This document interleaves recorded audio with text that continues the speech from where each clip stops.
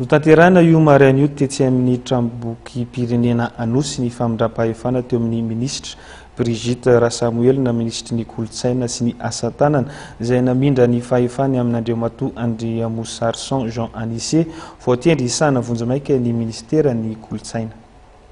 Petsaka ny zava-bita hoy Ramatoa Brigitte Rasamuel, ministra ny vakoka sy ny kolotsaina ary ny asa tanana, nandritra ny famindram-pahefana teo aminy sy ny ministra Andriamosarson Jean Anissé izay voatendry hitatana vonjamaika ny ministera ny kolotsaina sy ny asa tanana. Isan'ny zava-bita niavaka hoy ny ministra ny fahazona fiara-miasa avy amin'ireo firenendehibe toa ny Chine, Allemagne ary zareo Japonais na ahafahana nanavao ireo foto-drafitrasa misy ireo vakoka malagasy, teo ihany koa ny fanavaozana ny fomba fiasa izay natahambokana izany teo anivon'ny ministera. Tanjona dia hoe miampiroborobo ny kolotsaina malagasy fa izay mba malagasy antsika ary firenena mahatonga mandrosa ny firenena dia manaja ny kolotsaina izy, izay ny tanjontsika. Tsy hita miantsipiriana hoe inona nataontsika tamin'izany fa voatanisan'ny SG tao ary ao anaty boky daholo izany Andriamatoa ministra.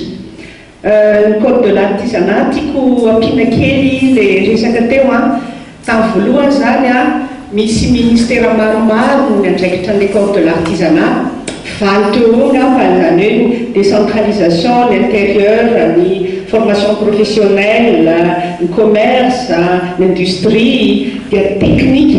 Izany hoe code izany izy fehezan-dalàna dia c'est plutôt technique ilay izy.